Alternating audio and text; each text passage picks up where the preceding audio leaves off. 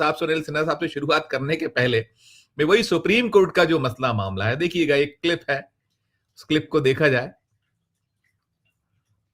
ये यही कि जेल में ही रहेंगे खालिद शर्जिल इमाम, सुप्रीम कोर्ट से नहीं मिली जमानत, बाकी 5 आरोपियों को मिल गई है राहत। और है, मैंने जैसा कहा कि निगाह नजर थी।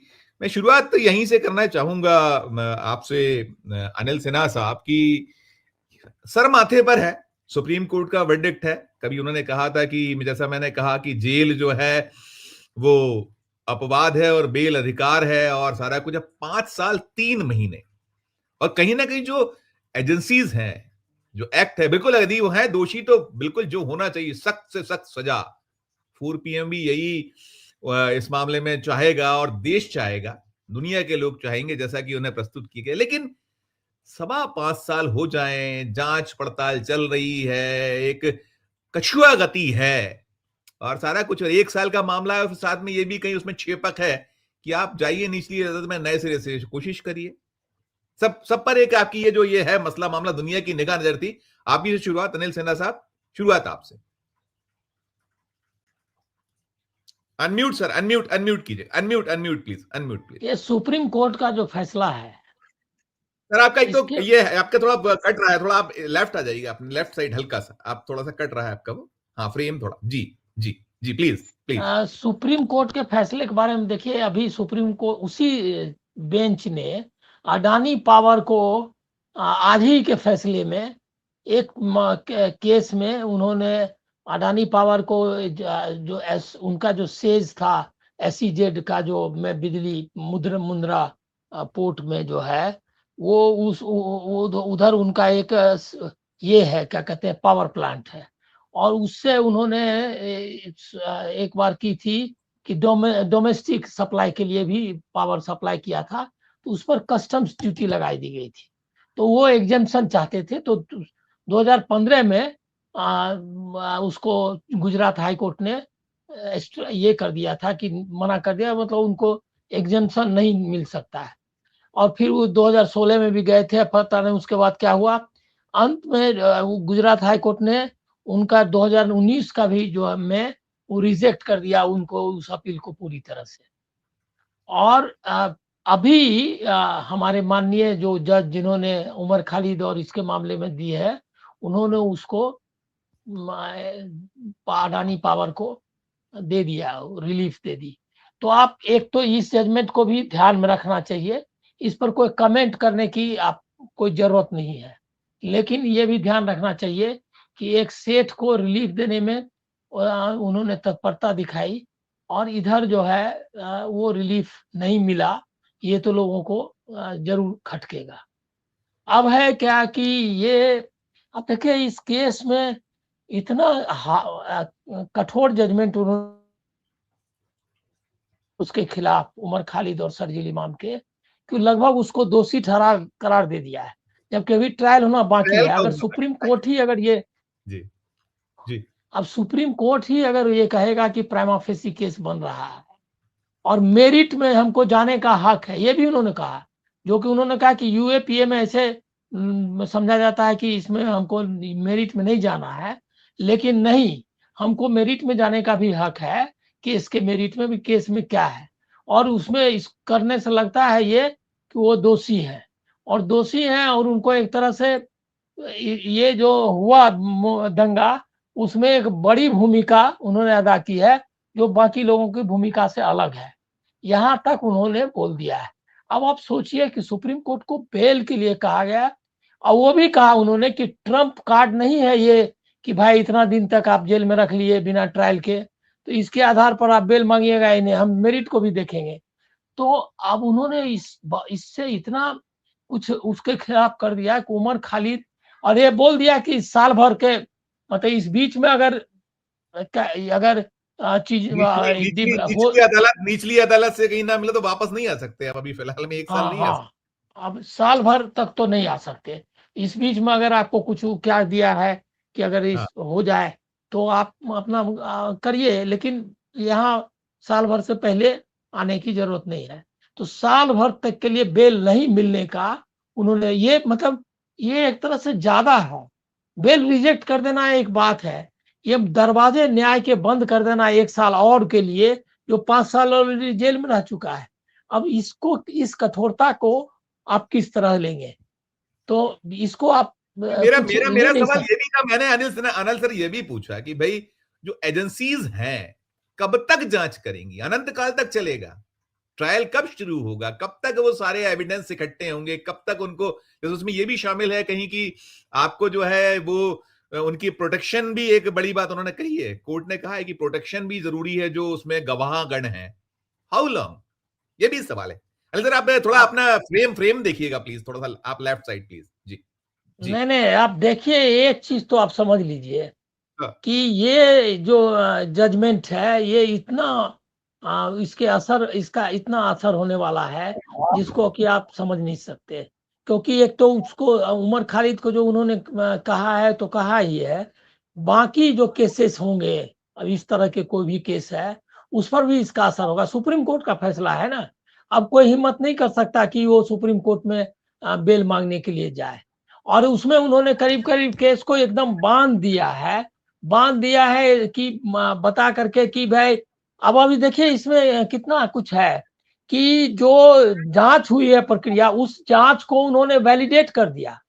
मतलब बोल दिया कि ये जांच से है, मतलब ये जांच एक तरह से उन्होंने मान लिया है कि इस जांच में कोई दोष हो सकता है, जो कि ट्रायल कोर्ट में के लिए ओपन रहना चाहिए था कि जांच ही दोषपूर्ण है या जांच में ये गड़बड़ी है। उन्होंने लगभग इसको एक हद तक तो उसको उन्होंने वैध बता दिया है। ये बहुत ही खराब जजमेंट है जो, लेकिन आपने ये जो प्रधानमंत्री वाला किया है ना, मैं इसमें आ हेडिंग रहा हूँ लगाई है। सर, मैं नेक्स्ट इसमें आ रहा हूँ। मैं एक एक अच्छा, टिप्पणी कह रहे थे, देखिए ये है वो, अब जो निकला है वो कहते हैं ना कि पोटली से, तरकश से, पिटारे से, कि अब 1026 के पहले आक्रमण के 1000 साल बाद 2026 में भी सोमनाथ का समुद्र उसी तीव्रता से गजना करता है, तट को छूती लहरें पूरी गाथा सुनाती है, आस्था में सजन शक्ति होती है, श्रद्धालुओं के लिए सोमनाथ आज भी आशा का अनंत नाद है। मैं वो आलेख, जो लेख की जो मैंने अपनी हेडलाइन बनाई हुई है आज की, क्या जरूरत है? और आप जो भी कह रहे थे, क्या ये इसके अलावा आपके पास कुछ बचा नहीं है? शायद सब कुछ खत्म है आपके पास, और अब शायद राम वाला भी था, वो भी खत्म हो गया, बाकी भी खत्म हो गया आपके पास, तो अब सब चीजें आप यही, इसके अलावा कुछ नया और नहीं है, यही निकालते रहिए, इसी को आप करके और करते रहिए। देखिए आप उसे ये हरि, क्या मेरे से आपने पूछा ना? जी आपसे, जी अनिल सर, जी अनिल सर, मैं वही लेख की बात हरिशंकर, कर रहा था। जी हाँ, आप ही हाँ से। हाँ, देखिए ये लेख के बारे में, हरिशंकर परसाई का एक बहुत बढ़िया व्यंग था जो हमको बार बार याद आता है। वो व्यंग एक उसमें उन्होंने बताया था कि एक शख्स था जो बहुत दिन तक प्रयास कर रहा था कि उसका लोग नाम जान जाए और लोग उसको मानने लगे कि वो इंटेलेक्चुअल है, लेकिन जम नहीं रहा था। हर जगह भाषण दे के आता था, फेल हो जाता था। तो बाद में उसने देखा ये कि हमारा जो कुत्ता है, वो बार कहीं जा करके भौंक आता है और उसको सब कुत्ता उस पर रोब जमा रहा है। ये देखा कि ये मरियल कुत्ता कैसे इतना पावरफुल हो गया। तो उसने उसको ट्रैक किया, तो देखा ये कि जितने जंजीर में बंधे हुए कुत्ते थे उस पर वो भौंकाता था, और उसका उस पर तो कोई प्रॉब्लम था नहीं, क्योंकि जंजीर में बंधा हुआ कुत्ता उसको क्या बिगाड़ लेता। तो ऐसा ही है कि अभी सवाल जब आप करेंगे कि ट्रंप ने ऑपरेशन सिंदूर पर क्या कहा, वो रशियन तेल के लिए क्यों मना कर रहा है, तो हमारे जो प्रधान जी हैं या उनके लोग हैं, वो कहेंगे कि देखिए शिवाजी ने औरंगजेब से कैसे युद्ध किया था। अब औरंगजेब और शिवाजी दोनों में से कोई आने वाले तो है नहीं। शिवाजी की क्या राय थी वो तो शिवाजी करते, लेकिन शिवाजी के नाम पर अब औरंगजेब से सवाल कर रहे हैं। ऐसे ही सोमनाथ का 1000 साल के बाद सोमनाथ का स्वाभिमान के बारे में बात करिए। अभी वो जो है स्वाभिमान को लतिया दे ट्रंप, आपको कुछ बोलना नहीं है, क्योंकि वो तो सोमनाथ न गजनी आने वाला है इधर, न कोई पूछने वाला है। तो यही है ये सोमनाथ का लेख। मैंने पूरा लेख पढ़ा, और संयोग ऐसा है कि सोमनाथ पर काफी पढ़ाई की है मैंने, ऐतिहासिक तथ्यों की। वो भी मैं आपको रख देता हूँ। रोमिला थापर ने उस पर बकायदा बुकलेट ही लिखा था, और भी दूसरे तथ्य मैंने देखे हैं। उसकी खुदाई जिस समय उसको ये किया गया था। उस समय बिहार भारत सरकार ने, जब उसका रिनोवेशन जीर्णोद्धार हो रहा था, नया सोमनाथ बन रहा था पटेल के समय में, तो उसकी उसकी खुदाई करवाई आर्कियोलॉजिकल सर्वे ऑफ इंडिया ने कि भाई ये तो अगर बन जाएगा तो फिर नीचे हमारा इतिहास के बारे में पता नहीं चलेगा। तो जल्दी जल्दी में उसकी उस खुदाई भी मतलब इजाजत लेके करनी पड़ी उसको, और उन्होंने कहा कि वो जो है तथ्य हम क्षमा करेंगे। ये सारे तथ्यों के आधार पर जो उसमें जो अभिलेख सब हैं, उसमें कई बार सोमनाथ का मंदिर गिरा और उसका कई बार जीर्णोद्धार हुआ, और जो बनाने वाले लोग थे उसमें पैसा देने वालों में मुसलमान व्यापारी भी थे। वो लिस्ट टंगी हुई है। तो सोमनाथ में जो कुछ सोमनाथ का जीर्णोद्धार का मामला है, या वो जो है वो उसको आरएसएस या उसके लोग उसको नहीं ले लें उसका क्रेडिट, और वो भी पटेल ने करवाया था, कोई आरएसएस के मूवमेंट से नहीं हुआ था। वो जूनागढ़ स्टेट में आता था, और जूनागढ़ स्टेट वालों ने भी उसमें पैसे दिए। तो ये जो है, ये आपको मतलब जानकारी में बता रहा हूं। जबकि इस पर आपत्ति की थी ये क्या कहते हैं हमारे जवाहरलाल नेहरू ने, कि स्टेट से पैसा कोई खर्च नहीं होना चाहिए और स्टेट का फंक्शनरी उसमें नहीं जाएगा। और ये तो अब तो उसको प्रधानमंत्री उस ट्रस्ट के चेयरमैन बन गए। उसमें लिखा हुआ है नीचे में जी लेख में कि कौन लिखा है। तो जी उसमें लिखा है कि प्राइम मिनिस्टर है और वो सोमनाथ ट्रस्ट के चेयरमैन भी है। जी तो जी अब जी आप बताइए कि वेनेजुएला पर अटैक हो रहा है, उसमें आप स्टैंड नहीं ले सकते, नाम तक नहीं लिया है यूनाइटेड स्टेट्स का। उसमें लिखा है कि जो हुआ है डेवलपमेंट, रिसेंट डेवलपमेंट, जैसे कि कुछ हो गया है, हमको भाई ठीक से पता नहीं है, कुछ हुआ है, लेकिन जो हुआ है खराब हुआ है, उससे हमारी चिंता बढ़ गई है।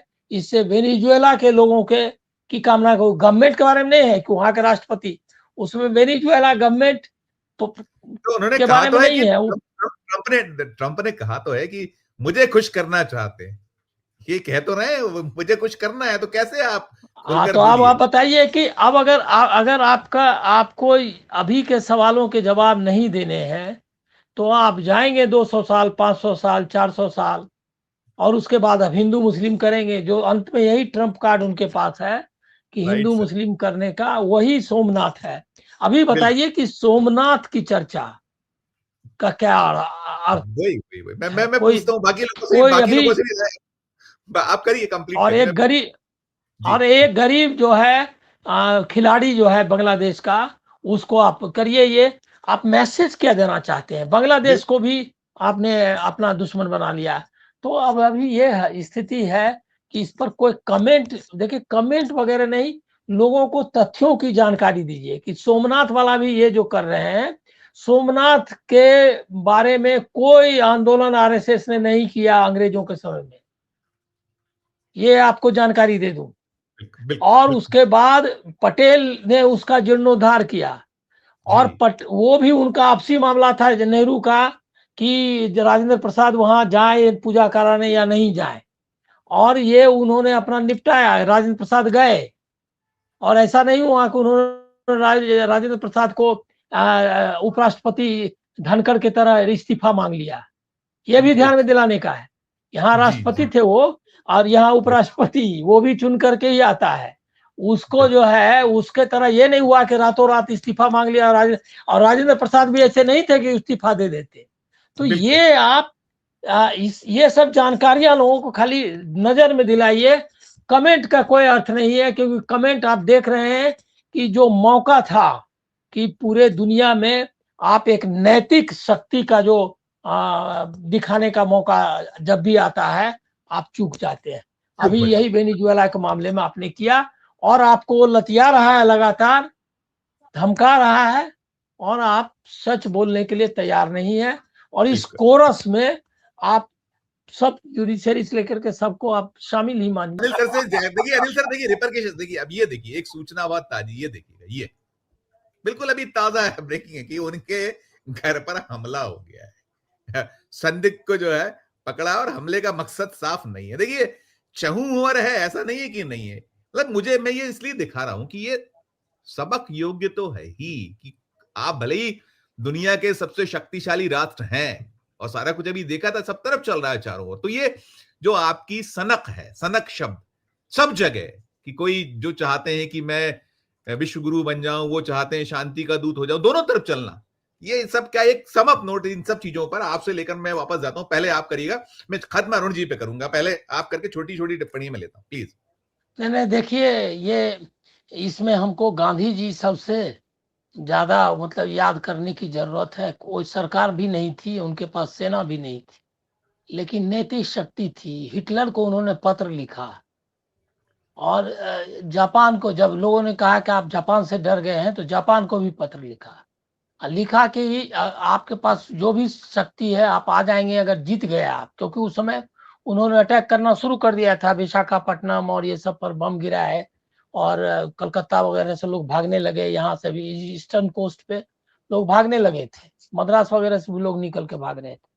तो उन्होंने कहा क्या कि हम लोग इनका मुकाबला करेंगे नैतिक शक्ति से, और आप अगर आ गए, जबकि इनके जो समर मतलब बाद में सुभाष बाबू चले गए उधर, लेकिन गांधी जी ने लिखा कि आप का किसी भी तरीके से हम ब्रूट फोर्स जो है, जो ताकत वाली शक्ति है, उसका हम समर्थन नहीं कर सकते, और हम लोग अहिंसक ये से नॉन कोऑपरेशन के जरिए आपसे मुकाबला करेंगे। एक ताकत होती है नैतिकता की ना। यहाँ मान लिया कुछ, यहाँ तो विश्व गुरु वगैरह छोड़ दीजिए, आपके पास एटम बम है और आपके पास भी हथियार भी है, तो ऐसी स्थिति में एक नैतिक शक्ति की जरूरत ही नहीं। भाई अमेरिका को जो करना है करिए, लेकिन भाई ये नहीं चलेगा कि जहां तहां हमारी भी बेइज्जती करो और किसी राष्ट्रपति को उठाकर ले जाओ, कहीं किसी के घर में घुस जाओ। ये दबंगई जो है, भारत को एकदम साफ शब्दों में कहना चाहिए था कि इस तरह का वर्ल्ड ऑर्डर नहीं चलने वाला है, और पूरी दुनिया से अपील है कि इस पर विचार करे। ये तो ठीक है, उसका नाम ही लेने के लिए तैयार नहीं, तो बहुत बिल्कुल बुरी हालत है। बुरी और तरह, बिल्कुल। आप, और उसमें वही है कि आप औरंगजेब से सवाल करिए, गजनी से सवाल करिए, ताकि वो तो जवाब देने वाला है नहीं। बिल्कुल।